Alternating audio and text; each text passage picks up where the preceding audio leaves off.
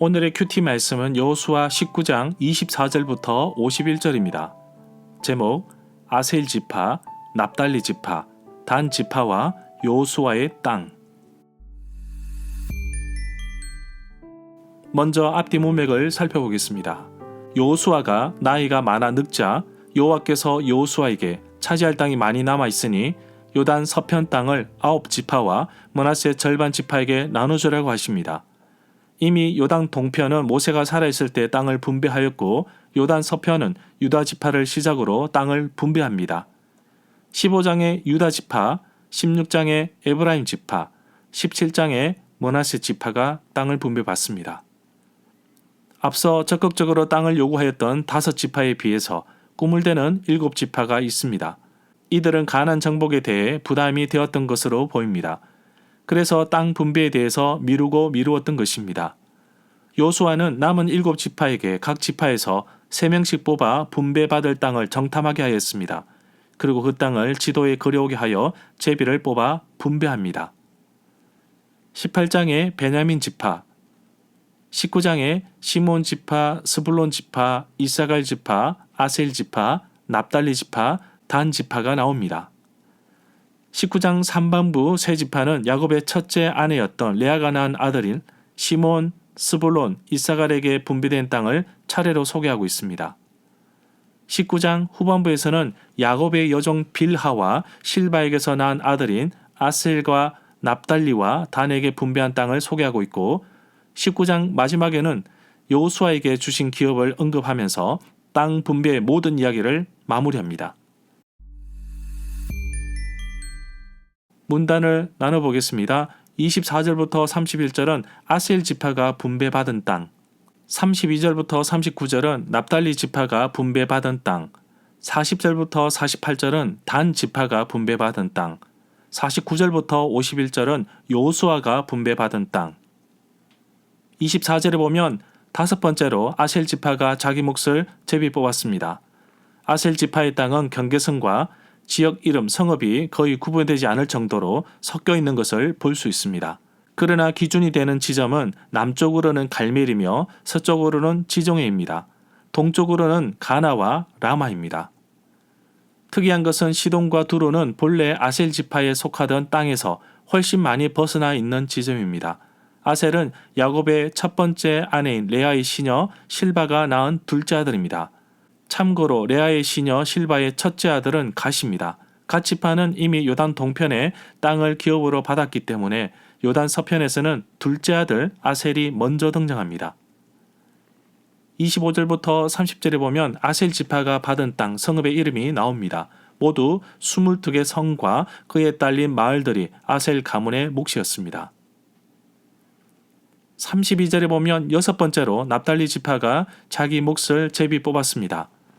납달리 지파의 땅은 스불론 땅, 남쪽이라고 하지만 실제로는 남서쪽으로 이해합니다. 스불론 땅과 아셀 땅과 요단에 접하고 있습니다. 납달리는 야곱의 두 번째 아내 라헬의 시녀 빌하의 둘째 아들입니다. 참고로 라헬의 시녀 빌하의 첫째 아들은 단입니다. 땅 분배에서는 제일 마지막에 나옵니다. 33절부터 38절에 보면 납달리 지파가 제비 뽑아 받은 성읍의 이름이 나옵니다. 모두 19개 성과 그에 딸린 주변 마을이었습니다. 40절에 보면 7번째로 단 지파가 자기 몫을 제비 뽑았습니다. 단 지파가 본래 속한 땅은 서쪽 베냐민 지파의 땅으로부터 중부 팔레스티나 구릉지대 및 해안 평야까지 이르렀습니다. 민수기 26장 42절에 따르면 비교적 적은 지파로 존재하였습니다. 한시적으로 이루어진 것을 볼 수 있습니다. 단 지파는 해안 평야 주민들을 맞설 수가 없어서 새로운 거주지를 찾아 떠나는데 가나안 땅 북쪽 끝부분에 정착하게 됩니다. 41절부터 46절에 보면 단 지파가 제비를 뽑아 받은 성읍의 이름이 나옵니다. 47절에 보면 그러나 단 사람들의 경계는 이것들보다 더 넓어졌습니다. 단 자손들은 위로 올라가서 레센과 싸웠습니다. 단 자손들은 그들을 물리치고 그 땅을 차지하여 그곳에서 살았습니다.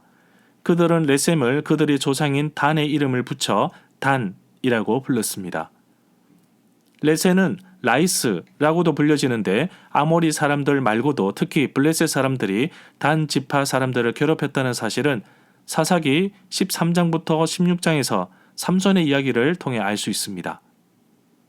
사사기 18장 1절에 보면 그때 사사 시대에 이스라엘에는 왕이 없었습니다. 단 지파는 그때 자신들이 거주할 기업의 땅을 구하고 있었습니다. 그런 이유는 단 지파가 이스라엘 지파 가운데서 그때까지 기업을 분배받지 못하였던 것입니다. 단 자손이 올라가서 레센과 싸워 그것을 점령하였다는 내용은 사사기 18장 27절부터 29절에도 나옵니다. 49절에 보면 그리하여 이스라엘의 지도자들은 여러 지파에게 그들의 경계선을 따라 땅을 나누어지는 일을 끝마쳤습니다. 이 일을 마친 다음에 모든 이스라엘 사람들은 눈의 아들 여호수아에게도 자기들의 땅에서 얼마를 떼어 여호수아에게 주기로 결정하였습니다. 그 땅은 여호수아에게 약속되었던 땅입니다. 50절에 보면 여호수아에게 에브라임 산간 지방에 있는 딥나셀의 성읍을 주었습니다. 여호수아는 거기에 성읍을 세우고 그곳에 살았습니다. 여호수아가 죽을 때에도 그의 기업 내에 있는 딥나셀에 장사합니다. 딥나셀에는 에브라임 산지 가하스 산 북쪽에 위치해 있습니다. 51절에 보면 이상은 제사장 엘르아살과 눈의 아들 여호수아와 각 지파의 지도자들이 나누어준 땅의 몫입니다. 그들은 실로에서 회막의 문, 곧 여호와 앞에서 제비를 뽑아 땅을 나누어 주었습니다. 이제 그들은 땅을 나누는 일을 모두 마쳤습니다. 땅 분배는 제사장 엘르아살과 눈의 아들 여호수아와 각 지파의 족장들이 분배한 것입니다. 땅 분배에 있어서 민수기 34장 17절에서도 미리 제사장 엘르아살을 지명하였습니다. 이스라엘 자손들이 회막을 길갈에서 실로로 옮겼습니다. 회막은 때로는 장막이라고도 불려집니다. 정금악으로 성전을 짓기 전에 이스라엘 백성들이 이동용으로 사용하였던 예배 장소입니다. 그 안에 여호와의 언약궤가 안치되어 있습니다.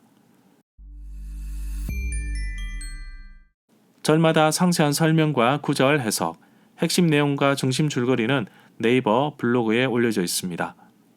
내게 주시는 교훈입니다. 여호수아도 그의 공로를 인정받아 땅을 기업으로 받습니다. 자기 지파 경내에 있는 산간지방 딥나세라입니다. 여호수아가 죽었을 때에도 이곳에 묻히게 됩니다. 하나님께서는 여호수아라고 해서 좋은 땅을 주시지 않았습니다. 도리어 척박한 땅을 주셨습니다. 지도자라고 해서 좋은 땅을 주거나 영순위로 땅을 주지 않았습니다. 척박한 땅에 성읍을 지어야 했습니다.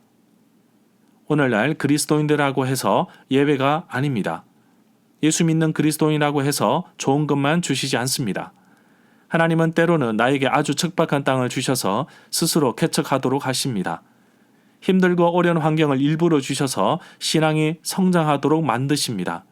또 지도자로서, 사역자로서, 리더자로서 남에게 양보를 해야 하고 헌신을 해야 하는 경우도 적지 않습니다. 그러나 하나님은 기억하십니다. 모든 지파의 땅이 분배되었을 때 여호수아에게도 땅을 주셨던 것처럼 하나님은 나의 수고와 나의 열정과 나의 헌신도 기억하실 것입니다. 땅 분배가 끝났는데 단 지파는 하나님께서 주신 땅을 포기하고 자기 마음대로 지역을 옮깁니다. 사사기 18장에 보면 평화롭게 살던 레겜 사람들을 학살하고서 그 지역을 점령해 버립니다. 비록 어려운 환경은 이해가 되지만 자신들의 욕심과 이기심으로 배를 채웠음을 보게 됩니다. 갈렙과 여호수아도 척박한 땅을 받아서 스스로 개척하고 성읍을 세웠습니다. 너무나 좋은 조건을 바랬던 단 지파는 하나님으로부터 점점 멀어지고 나중에 남북이 분열되었을 때 하나님과 거리가 먼 종교적인 중심지로 바뀌어 버립니다. 내 욕심이 하나님의 뜻을 거스르지 않기를 원하고 나의 이기심으로 인해 남에게 피해를 주지 말아야 합니다. 어쩌면 예수님께서 원하셨던 좁은 길은 나의 욕심, 나의 이기심으로 가득 찬 세상의 길이 아닌 정말 헌신과 양보로 가득 찬 좁은 길이 아닐까요?